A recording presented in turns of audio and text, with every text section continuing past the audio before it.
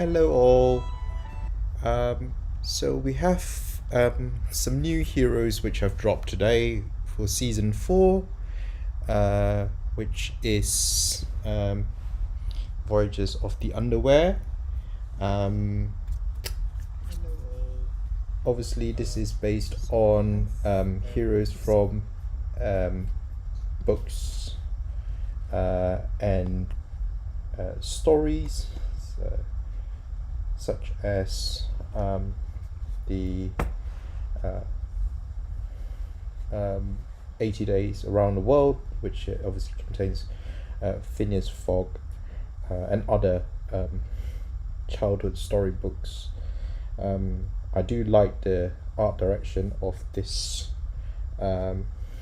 new season, but obviously what everyone wants to know is what the new heroes are like, what we think about them, and whether they're good or not, whether is worth pulling for them. Okay, so let's hop onto the portal where they have got all the heroes. Darian, what gentleman's trust? I trust you to say that. So the first thing that's different compared to season 3 is the portal's pools. So they have changed this for season 3, but for those who are fairly new to the game, the odds for season 3 were really terrible because they only had one featured hero at a 0.3% pull rate, and then you had all the other heroes bunched together. But this time around, what they have done is to have 3 featured heroes, which with a good pull odds. Jasper, no, I'm not going to pull live because I've already done all my pulls first thing this morning when I woke up. And Darian probably knows this, where he asked me, but yes, I have pulled all the heroes for season 4 already. So I also have taken a couple of them for test drive just to test a few mechanics out to see what they are like. So if you look at the odds for season 4, you have 1% chance of the featured heroes, of which there are 3 of them. So that equates to about 0.33% chance, which is actually fairly good. It's a bit better than the season 3. But not by much. And then obviously there's the non-featured heroes is 0.6%, so, and there are 3 of them at the moment. So that would be a 0.2% to get all of them.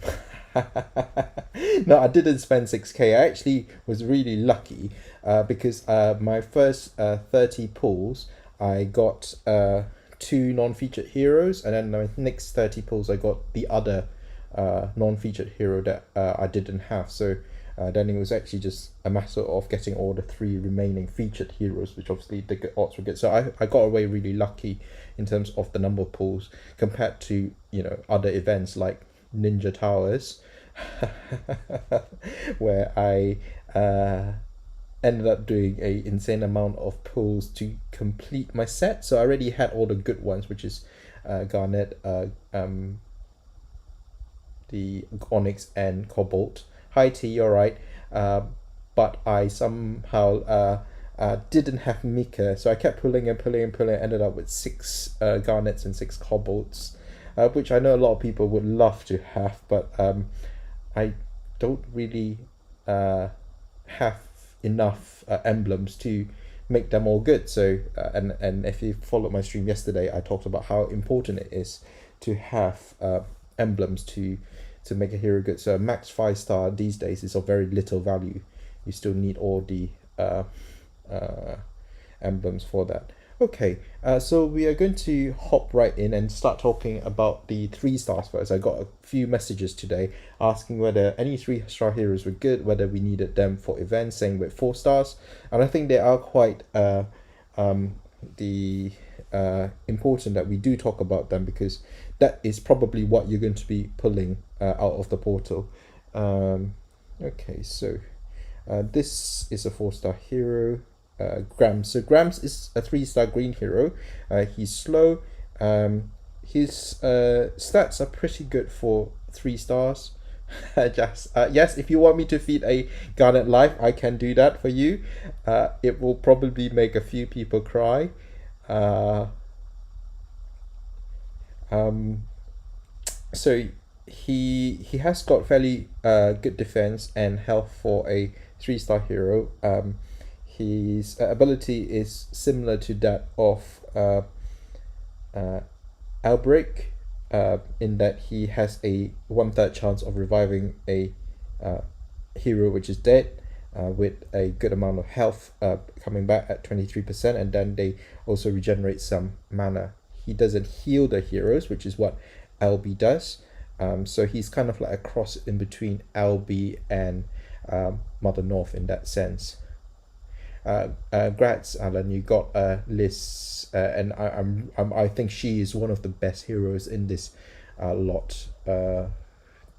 I also got 3 Richards. I didn't get any other vanilla 5-stars, but I ended up with 3 Richards as well somehow. So family wise, they have this Underworld family where they have a chance of spawning some Underworld gems when you cast the specials. We will talk about that ability in a bit. And I do think that it's quite an interesting mechanic there.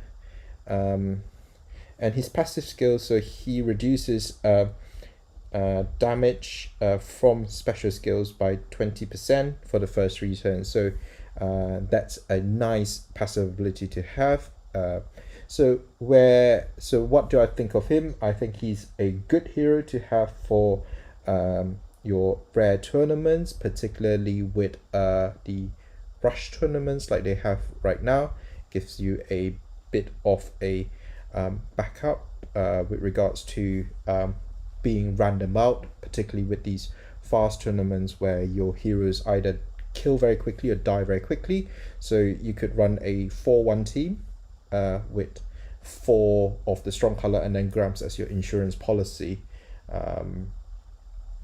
to help with your Lingerie world.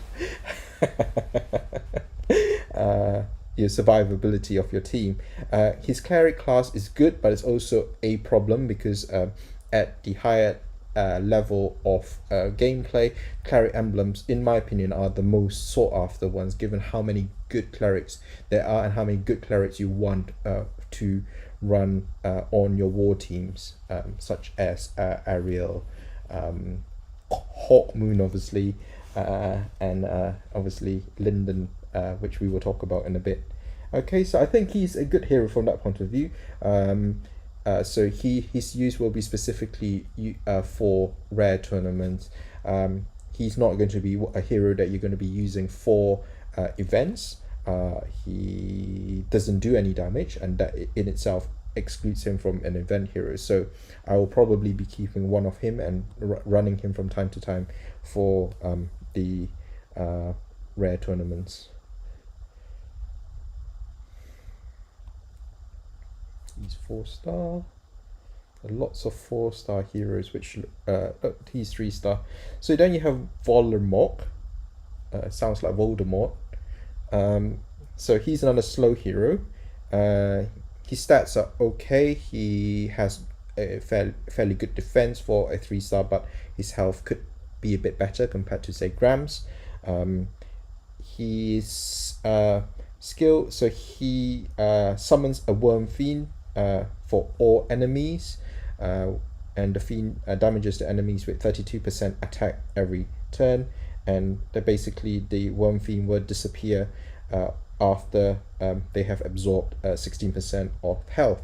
So he is basically very similar. Yes, Jazz, I have quite a few Regards Max with emblems, so but obviously Hawkmoon is clearly better than all the Regards that you have. Yes, Alan, you can share your stream with anyone. I'm happy for anyone to come watch me. It's just a chill stream to hang out and chat with people. So he's kind of like a toned down version of Elizabeth, which we will get to. I think his ability is very unique, and I think the other thing is that particularly with 3 stars, there aren't that many healers around. So who do we have? We have got Hot Moon, we have got Gravel, we have got Dusty the Snowman. We have got this new blue healer, which we'll talk about in a bit. So we've got Belith. So in general, we don't have that many healers in 3 stars. So in tournaments, he's going to be absolutely brutal from that sense. The other thing is that if you're running him in the Bloody Battle tournaments, these Worm Fiends are never going to go away because the healing is reduced to 0. So you are, once he goes off, you're stuck with them. Obviously, the problem with Bloody is that he's slow, so he's still going to take some time to charge up. But once he goes off, he's basically a ticking time bomb. He's pretty much like a stack of what's her name, Scaddy, which you are going to struggle to get rid of. So I do think he's very good for tournaments, both for the Rush tournaments and the Bloody Battle tournaments. But again, he is a hero that is not going to be very useful for the events. His passive ability, so he starts off with 20% mana at the start of the battle, and that's actually huge, because essentially with your mana troops and stuff, he will be charging with 9 tiles, so he will be an average speed hero, and obviously that is very, very important. Scandalous. So especially for the Bloody Battle tournament. So I do think he is a good hero that I would definitely level up for tournaments.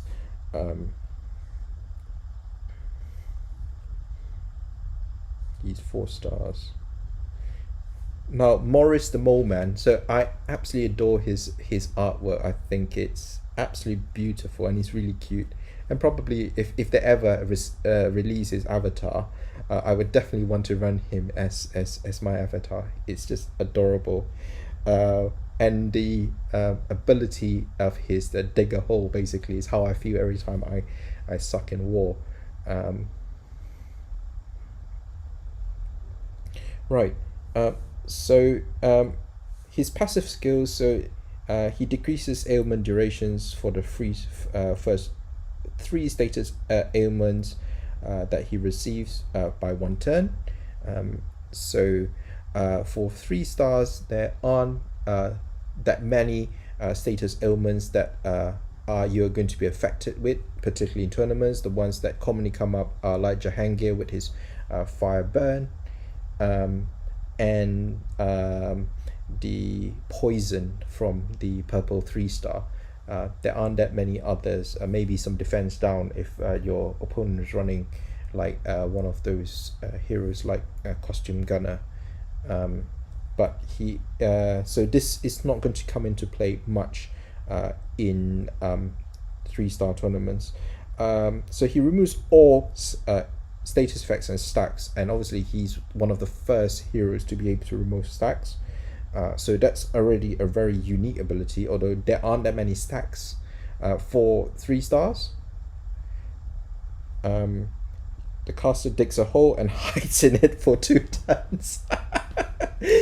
Maybe he should hide in his hole for longer.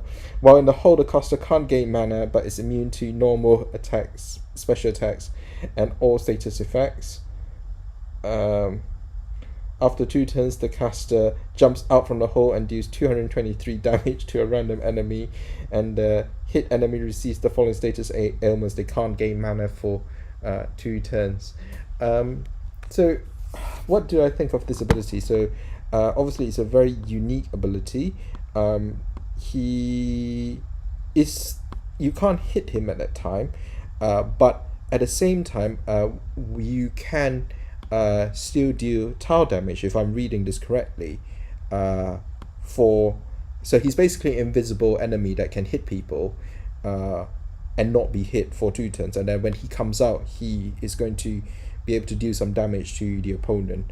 So that's actually pretty good, and it would be nice to run a team of Mono Morris to troll some defenses, because you can just go invisible, let all the fire special, and then he will be completely immune to everything, and then he hit the other teams, and you can and then he will be able to stop them from gaining mana. So it's a fun hero. I don't think he is particularly amazing, but it will be one of those heroes that you will have lots of fun playing with. Will I max him for tournaments?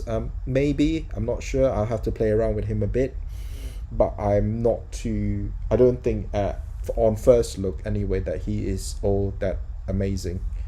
All right, so Helo. So Helo is actually pretty good for a 3-star, because it is a healer, and we don't have that many healers for 3 stars, which I've mentioned before. But more importantly is that she also cleanses as well, and 3 stars really struggle in terms of finding cleansers. We have Costume Tyrum. I think there's one other cleanser for 3 stars. So this hero will be very, very useful for your 3-star raid tournaments, other than obviously Bloody Battle. The passive ability, duration of first buff this hero receives is increased by 1 turn, so it will get a marginal improvement in, say, your buff booster tournaments, where you're more likely to run heroes with buffs. For example, playing it together with Gato. So I would definitely level up at least 1 Helo for raid tournaments, because this hero is going to be very useful and will probably replace Snowman for the 3-star tournament raid teams, because we are seeing a lot of the B-man, who is very problematic, because you are gaining the healing from Frosty, but you are not actually gaining the minions. So Helo is definitely a hero which I would prefer running. Okay, and then we have Poppy. So Poppy is yellow 3-star, whose stats are okay. You have got a good attack, you have got a good amount of health, but the defense is average. Pesty, I don't know how to grade heroes, because I would just go randomly and say they are an A or B, and it's pointless, because like heroes like Chameleon, for example, he's been rated as a C, and like in general gameplay terms, he is not very good, but he is a complete all-star when it comes to Mystic Titaniums, isn't he? So and I love using my Chameleon also in events, so I rather look at a hero as into what purpose they serve in this game, or if they don't serve a purpose. Bride of Chucky. It does look like the Bride of Chucky. Yeah. So it's a fast hitter which does 300% damage. So as a sniper, that's a good amount of damage for a 3-star. But this hero can also randomly hit other enemies up to 3 times, dealing minor damage. I don't know what minor damage is. It's probably 50% of that hit. The passive ability, first time this hero casts a special skill, does another 30% additional power, so your first shot is going to be 330% damage, which is obviously a bit higher. So this is a good hero to have for raid tournaments. Again, it's not another hero I would be particularly running in events, simply because the event teams are pretty much set in stone. You have got a costume gunner and a Nodri, which basically means that you are going to be running mono blue for all events except for Avalon, where it's reflect blue, so you will end up having to run mono green, which is the next best option because they are the only other color at the moment which has a defense down in the form of either costume Brienne or costume Ishtak. I like the days of having different colored mono teams like mono yellow, mono purple, etc. is not going to be very relevant anymore. Yeah, T, that would be great, but I have not leveled any of my heroes up yet, even though I've done all the polls already. Right, so now we're going to go talk about the 4 stars. So first of all, it's Griffin. So Griffin, the Invisible Man. So he obviously comes from the movie Hollow Man or something. So he's a fast attacker who is a sniper that also is able to bypass counterattacks and reflections. So he's rogue class. His passive ability, he does first time he does damage, he's going to do increased 30% damage, so that'll be 370 snipe damage. So he's okay. I don't think he's bad. I don't think he's amazing. He obviously has got very good attack for a 4-star hero, and obviously rogue class means that you will be able to get his attack up a lot more. But he is also let down by defense which is low and a health which is okay.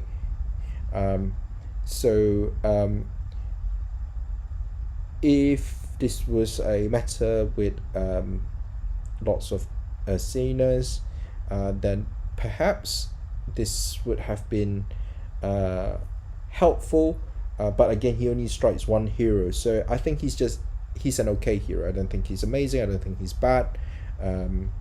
I probably wouldn't level him because for 4-star I would want some more utility with regards to the hero.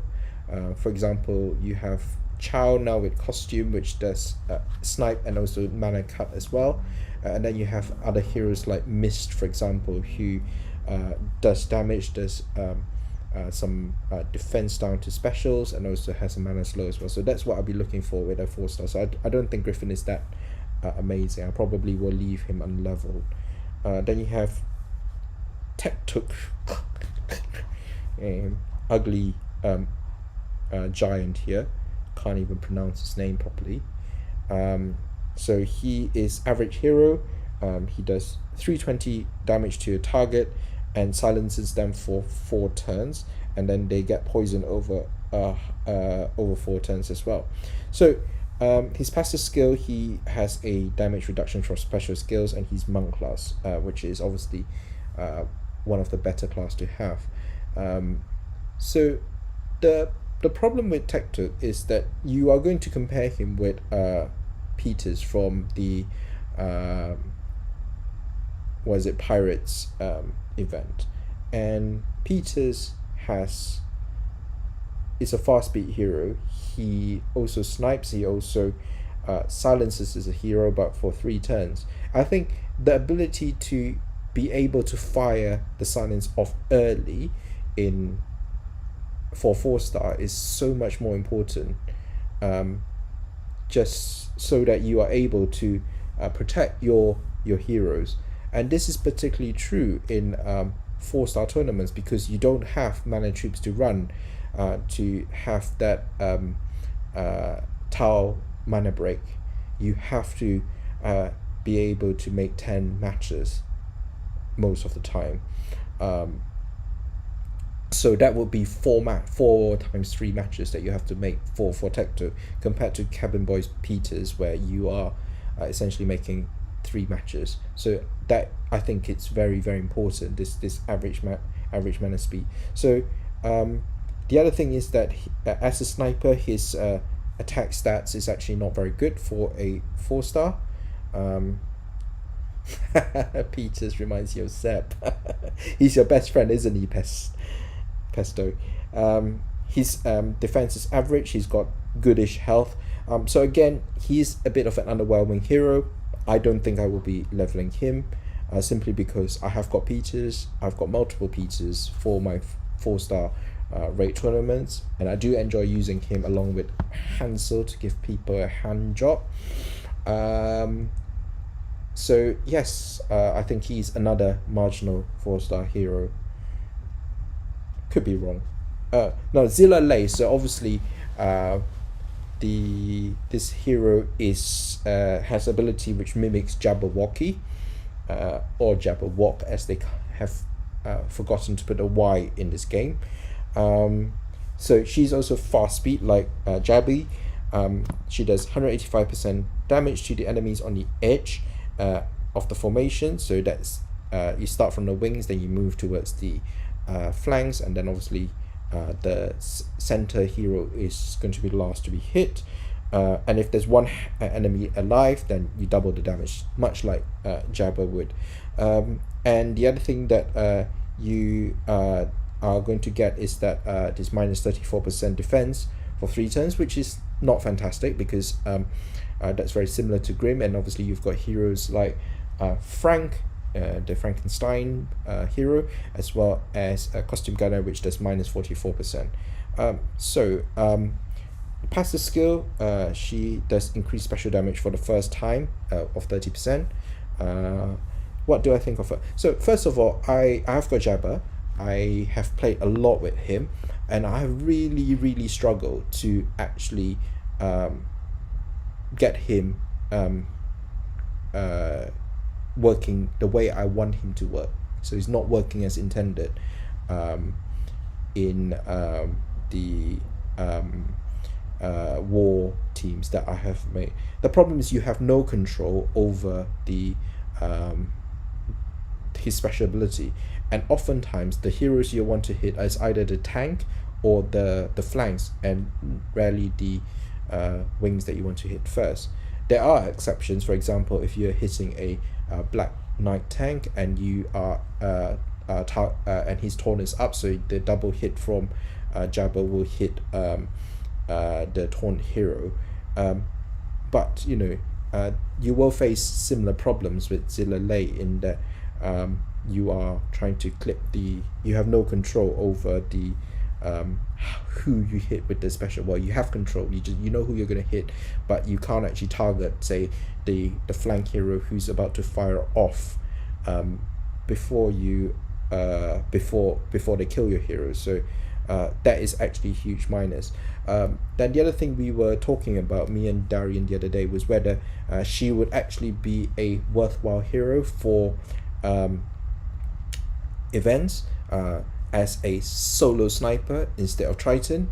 We looked at the damage, we worked out the damage, and actually Triton still does more damage. He has got a higher tower damage, which is very important because you're already handicapped running Nordri, who is a 3-star hero with lower attack stats, and sometimes you're going to be running Costume Gunner as well, and he's also has fairly low attack stats. So you want as much attack power with the other 3 heroes, which are usually Jot, Grim, and Triton.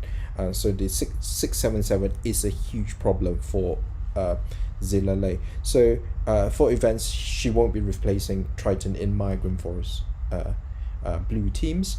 That's what I think anyway. I could be wrong. Darren will probably prove it to me by winning next Grim Forest with Zila Lei. But for me, that's marginal. So I think she's okay. She's going to be a hero that lots of people are going to get very hyped over initially, because they think that she's a 4-star Jabberwocky, and she is a 4-star Jabberwocky. But I am not too hyped over that. Yes, Darren, you should max your Jabberwocky now that you have won him in the last epic event. Okay, so moving on. So Rokkamush, so he's a fast hero. His stats, so he's got a good attack, well, above average attack for a 4-star, average defense, and average health. He does 200% damage to all enemies, but it's only a 50% chance of hitting. So he is going to be the Wukong of 4 stars for this, and all enemies that receives 180% bleed damage over 4 turns and this stacks with similar effects to the barbarian class, which also has a similar bleed effect. His passive ability, he decreased ailment durations by one turn for the first 3 status ailments. Again, another really underwhelming 4-star. You could get very lucky in that he hits everyone, but even then his damage output is not very good to begin with. If you look at red 4-stars, you have got Costume Colin, and he does a very high amount of damage, so he's not going to replace Colin or even Sumlei in event teams, because his damage output is not good enough, even if the best case scenario happens and he's able to deal damage to everyone. So another one which will probably sit at 1-1 and never be leveled. Do I see him useful in tournaments? Again, if in rush tournaments, Colin is just so much better. In buff tournaments, again, there's very little benefit in running him. So again, he I don't think he is a hero that I'm particularly excited about.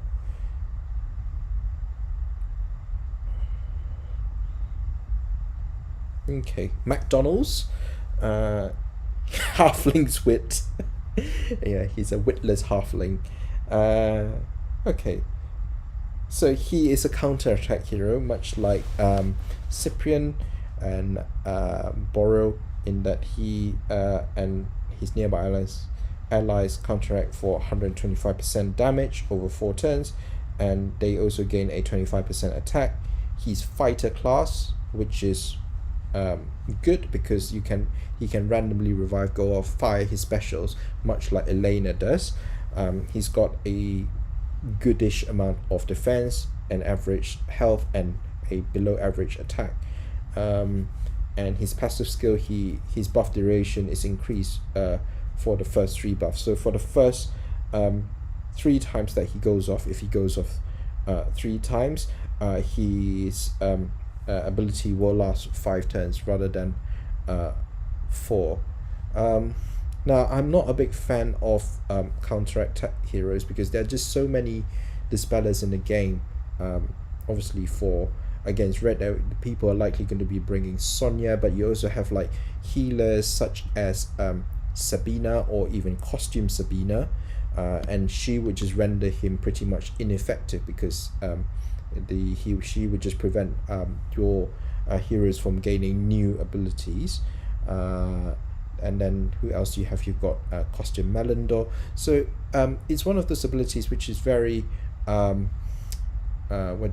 situational. He will be useful if you in some tournaments, perhaps maybe the buff booster tournament if they don't allow blue.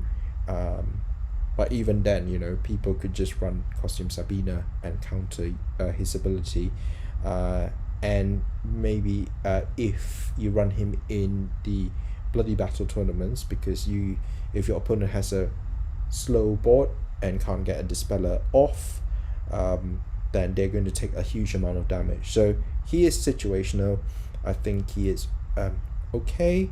I may level him up, but probably there are lots of other heroes with a higher priority over him. Right, so I think that's covered all the 4-star heroes, and now we're going to talk about the 5-star heroes, which obviously everyone's very excited about. So the first one is Elizabeth, who everyone's really excited about because her ability is very unique. So stats wise, her stats are good for a 5-star hero. She has got a high-ish attack, not super high, but also not pathetic like Black Knight. A good defense, and her health is also fairly high as well. So she has got good stats. She's not super tank stats like Black Knight, but she's not very squishy either. Her ability is average speed, and first of all, she deals damage to all heroes. That's 175% damage. So that damage output works out to very, very similar to Vanda, the vampire. But what's interesting, she summons a spider minion, which deals 43% attack damage to the enemy. So that hero is going to be taking a dot damage, a damage over time, every turn until this spider fiend goes away. The fiend absorbs healing, so up to 28%, and then disappears. So you're basically reducing the amount of healing that that your opponent is going to get. And the other important thing is that the spider fiend also gives a 24% mana generation debuff to the hero until they get rid of the spider fiend. And the passive ability for her is that she increases the buff durations for her, so for 1 turn for the next 3 buffs. Okay, so I think Elizabeth is a very unique hero. There are lots of healers that you have in 5-star and 4-star even. So you have Regard, you have got Ariel, you have got fast healers like Toxicandra these days. So it will be interesting to see how effective Elizabeth is. On paper, she looks very good because she deals damages to all, and she also slows down their ability to recover in terms of their mana generation.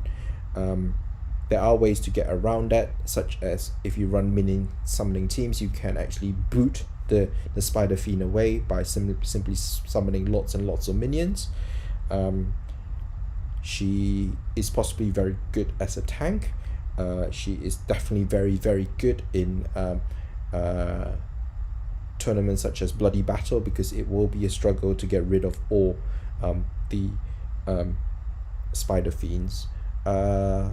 Her class as well, Monk, is very helpful because it's a more defensive class, so she can resist status ailments.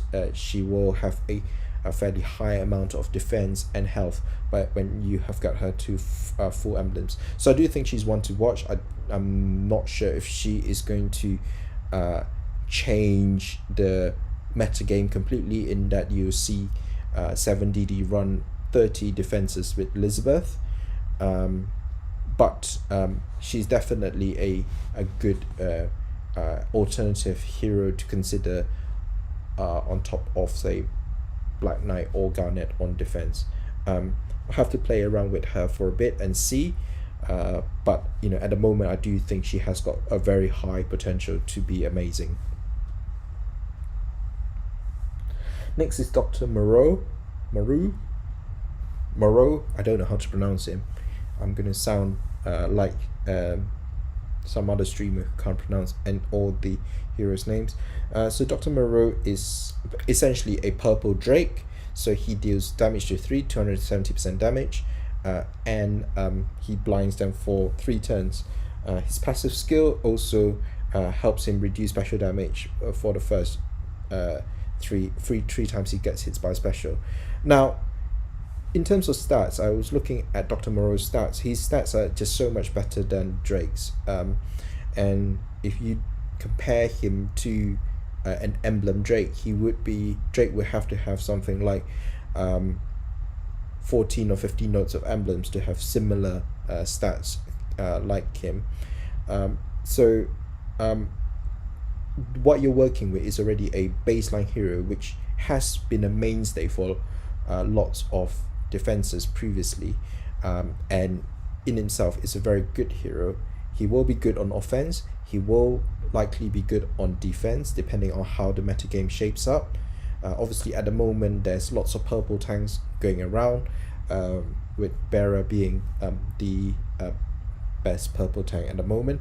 I think he would probably be a good alternative to Bearer if you don't have her, over like another hero, for example like Freya, which I do think it's a bit of a Taldum.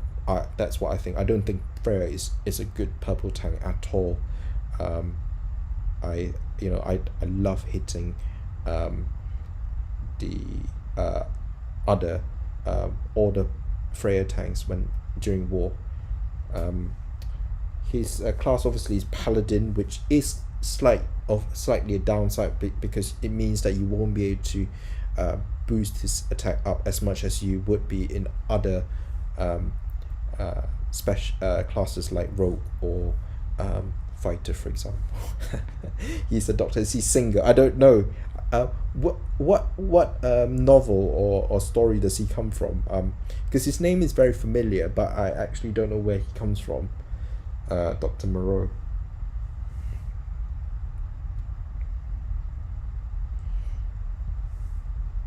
And the last of the featured heroes is Phileas Fogg, and he obviously comes from the Around the World in 80 Days. Unfortunately, his special has been significantly nerfed. It's now changed to Valiant Lunge. I mean, what kind of special is this? I mean, seriously, we need to thrust like a gentleman. This is just, I mean, he's just useless now, isn't he? SG, what have you done? Okay, anyway, all joking aside, look, his stats are amazing in terms of attack. He has got 832 attack off the bat. That's without any emblems, so he's one of the highest baseline stats for attack already. His defense is slightly on the low side. It's very comparable to what an average defense is for the what a season 1 or even 2 hero is, and he's got average health. He is fighter class, which obviously means that you can boost his attack up even more, and he will have good survivability as well with his random revive, and his passive skill is again a reduction of special skill damage.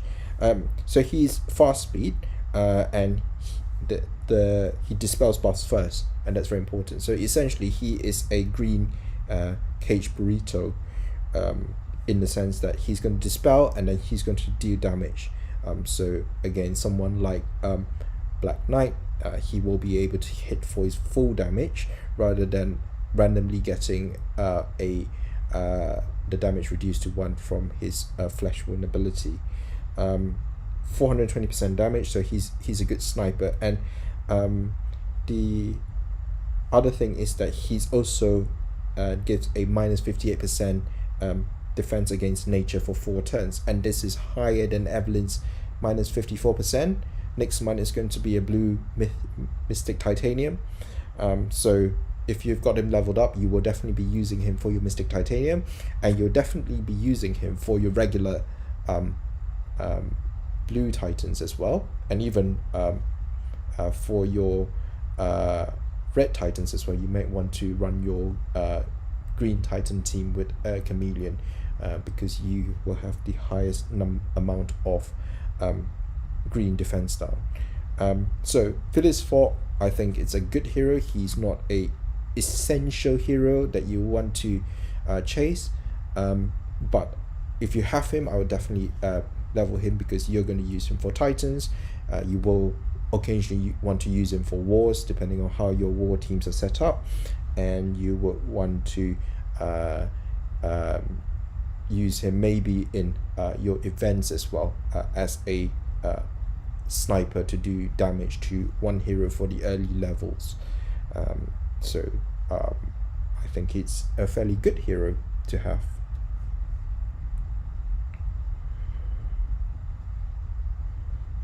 Now, Professor Lidenbrock, as I like to call her, is absolutely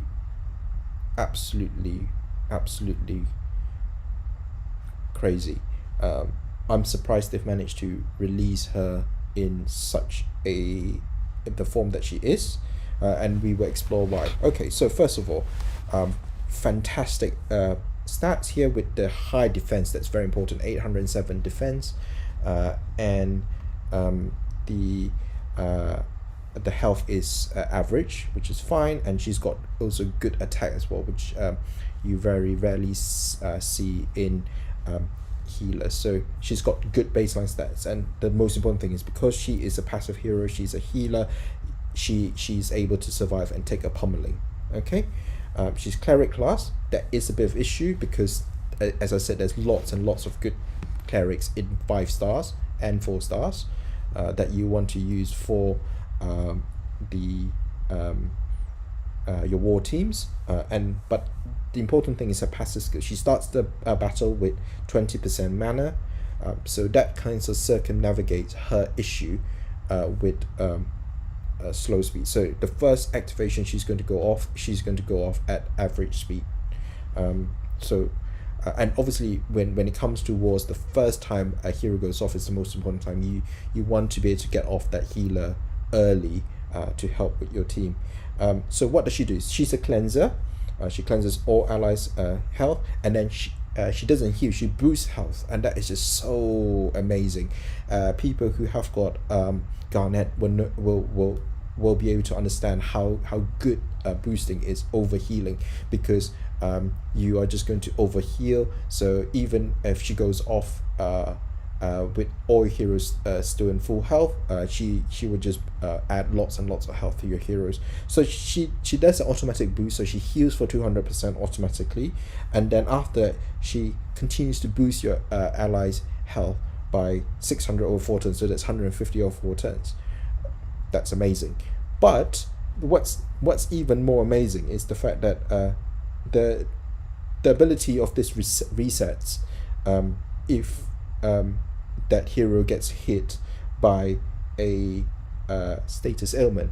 Now, if you think about the current meta game right now out there are lots and lots of heroes which do status ailments.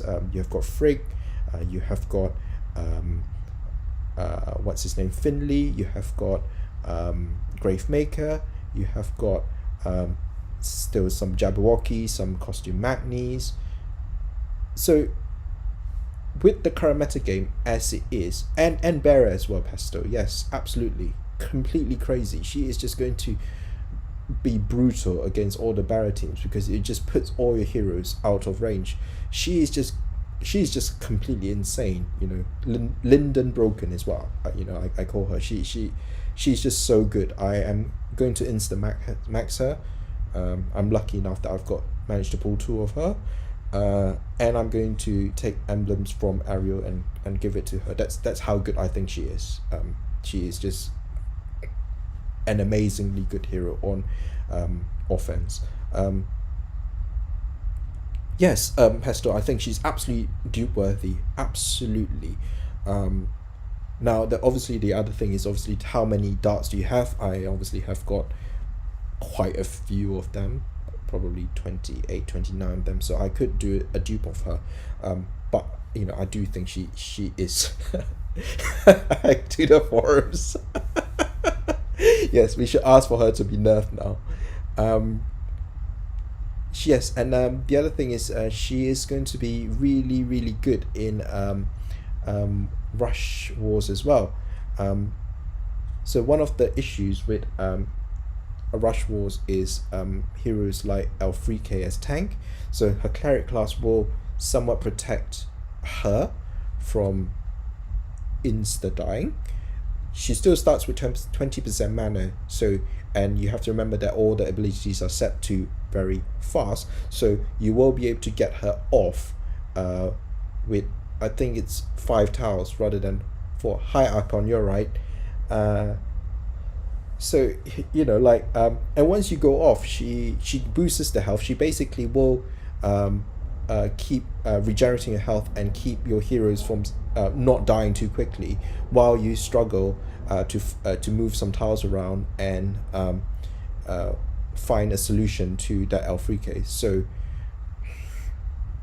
this is just, you know, she's just amazing for rush wars, and I'm not sure if she's going to be good on defense for rush wars. I presume she will be, with all her over healing as well. I mean, you know, you just have to look at the defenses that run the Heimdall for his boost, and how frustrating it is to actually kill those defenses because they overheal.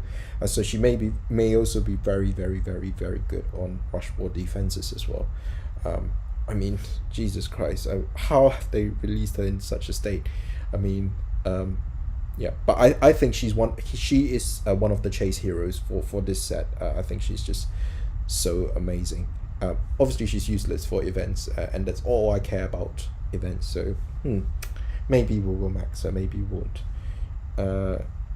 Next is Akkarog. Now Akkarog is interesting in the sense that he has the ability of Cheshire, so he moves heroes around. Grats Archon, that Fogg is a sweet hero to have. He's a green cage, and I do like him a fair bit, and I will definitely max my Phileas Fogg.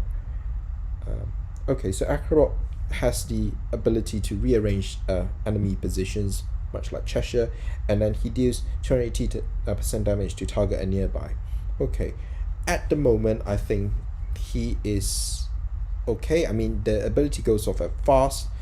He does a good amount of damage. He's got fairly okay stats. His stats are average in the sense that his attack is above average, his defense is above average, his health is average. With the current formations at the moment, I don't necessarily think Akkarog is the best hero to use. That may change if, for example, they the new formations that we've tested in beta becomes a mainstay in wars. He could be a very interesting hero to have. So I was testing him in some raids earlier, in the sense of how his ability works. So he rearranges first, and then he deals damage to the target and nearby. So for example, if you were targeting the tank, because you want to make sure you're dealing 3 damage to 3 heroes, sorry, so that would be the tank and the flank. If the tank then gets rearranged and moved to the corner, so to the wing, now he's only dealing damage to 2 heroes. So that's something important to consider, because that kind of like decreases his damage output. So I think at the moment Akkarog is a hero that is okay. He has got high upside, so if I have him, I'm going to keep him on the back burner now. But if they do release the new tournament formations, it'll be very interesting to run him, because he will definitely prove to be a nice counter to all the sips and Isrots that people like to run with those types of formations. Okay, moving on. Lepiota, don't know where she's come from, don't know what hero novel or that she has, but I really like this hero. I've had some chats with a couple of Alliance members who don't really see why this hero is good. So let me just walk you through why I think this is a hero which is good, which I am going to instamax. So off the bat stats, this is an attack based hero, but has got a good attack, and also more importantly also has got a good highish defense as well. So this hero will take some beating and then still be able to fire off the special. Passive ability is just special skill damage reduction, which is nice to have, and it's also sorcerer class, of which I have got lots of emblems for, but may not be the case for other people. Okay, so what does Lepiota does? So first of all, she removes all status effects and stacks, including undispellables and uncleansables. That's lovely. So she basically acts as a gazelle and chameleon on that target hero. So all status effects are going to go away. And remember, this is done first. So even if you have a blocker such as Garnet up or Grazul, their status blockers is going to go away first before she even does anything else. Then she does damage, and the snipe damage is not very high. It's 158% to the target. But then she then shifts that hero to ghost form, and then they take 88 damage a turn. So that is dot damage, which is similar. Hi Anna, you're right. Nice for you to join me. So that is the dot damage, which is equivalent over 4 turns to what Gravemaker's output is before you add ambulance and troops on. So you are still dealing a good amount of dot damage. Then the most important thing is here is now when the opponent's in ghost form, they can't heal, they can't do much really. They can't gain mana, they can't heal, they can't use special, they can't really do much. And that's really, really nice there, because you can use her as a precision strike hero to help speed up the mana on your attacking team. So it doesn't matter, you may be targeting the tank, you may be targeting the wing, but you're basically booting that hero out and providing your team with a nice ghosting channel to boost up your mana, of which you'll hopefully charge up your other heroes and will be able to pummel the part of the defense and get rid of them. So I do think I really, really like Lepiota. I definitely will be maxing her. I would definitely want to try her out in raids because I think she's a very, very interesting hero to have and to use. The only downside is that once you're down to one hero remaining, is you can't shift them into ghost form, which can be a bit of a problem, because if she is the only hero left available, then she's just versus another hero left, then you are going to end up with a hero that is a very mediocre striker, sniper even. So I like her. I will level her up. I think she is very useful for raids on offense.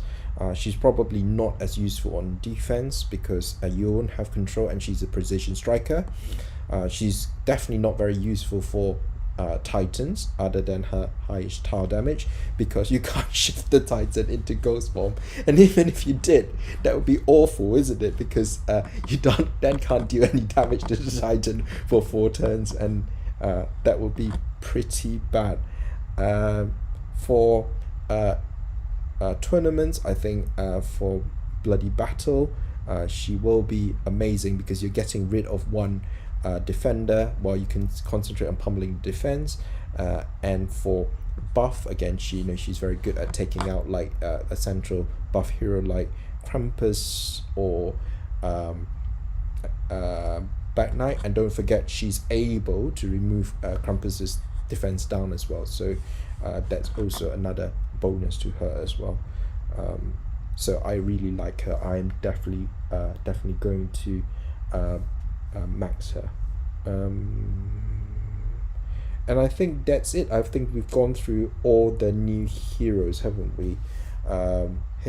Chat, is there anyone I have missed out from there? We've gone through Akkarog, we've gone through Dr. Moreau, Elizabeth, Lepiota, Lidenbrock, and Phileas Fogg.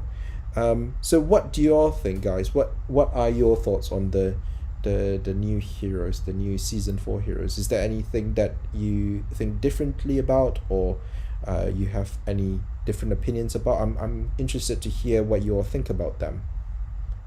Archon, yes, I've done all my pulls. I did a DT, set my alarm at 7 a.m, which is when the new portals came up, and just did all my pulls.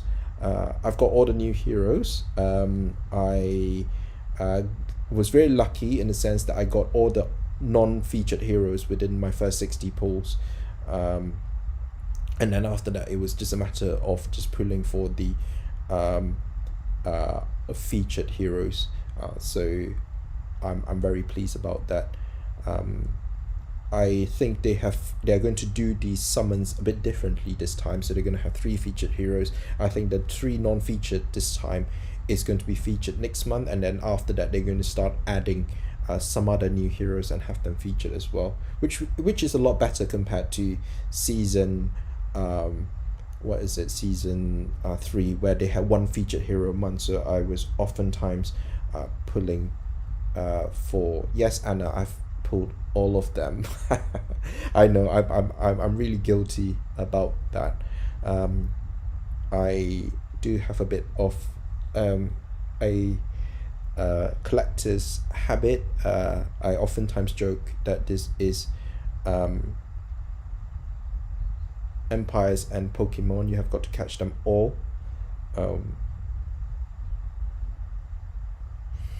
The yeah, I agree, Archon. They are not. None of them are must-haves. They all are very good. I definitely will level all of them. All the 5 stars, any other than Akkarog, which I am still very ambivalent over. No, Serpanti, I don't think Phileas Fogg is going to be featured next month. I think the 3 non-featured, which is Lepiota, Professor Lidenbrock, and Akkarog, will be the ones that are featured next month. That's what my prediction is going to be. And then obviously they have got lots of other heroes they are cooking in the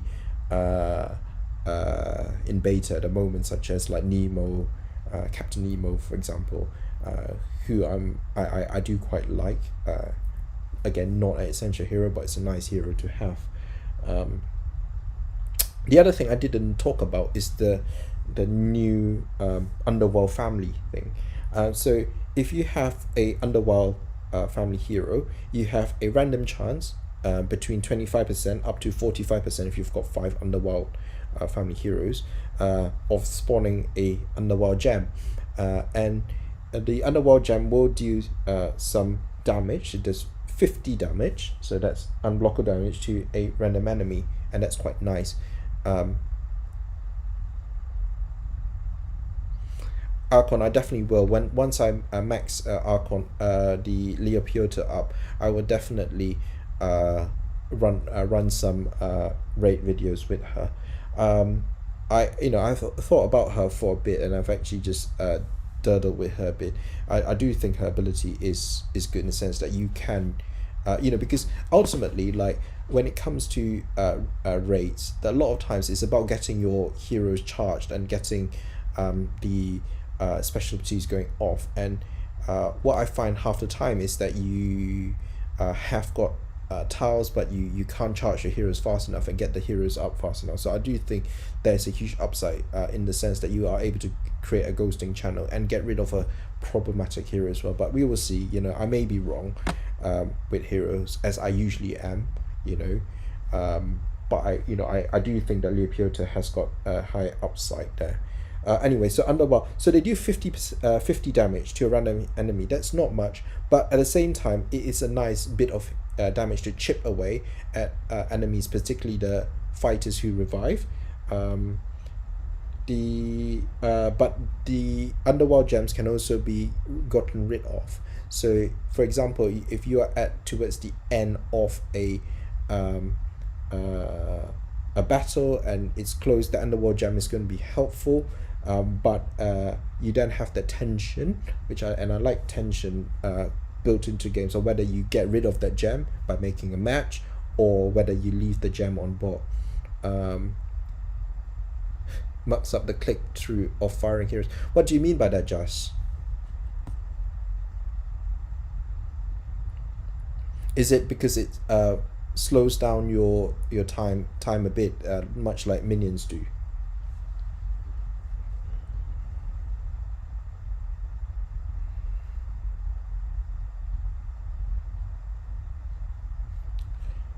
Your whole game is lagging, T. Well, I'll have to go play around with that and see if it affects me. I mean, the new update has been a bit dodgy anyway, in the sense of the problems with the mystic visions and stuff. Okay. Anyway, so that's it. That's what my opinion is on the new 4-star heroes. If you got any of the new 5 stars, congrats, they are good heroes, definitely worth maxing them. If you've got the new 4-star heroes, I think they're all pretty unexciting, but the 3-star heroes, there are quite a few of them which I quite like and will be useful for your raid tournaments. none of the heroes at the moment are game changers for events, other than maybe Phileas Fogg, which may be useful for some of the early stages with one boss. So it spawns after hero fires, but before you can fire the next. Okay, alright. Yeah, it does create a bit of lag. I get you, I get what you mean. Season 4 crashes every time you try to play it. I haven't done any of the levels for Season 4 so far. I've been quite busy at work today. I've had a fairly busy day with clinic, so I've only just got home. Yeah. Okay. Alright. Anyway, it was nice hanging out with you guys and chatting about the new heroes. Obviously, if there's anything you agree about or disagree about, leave them in the comments. I'll be happy to have a chat with you about any of the heroes online, in game.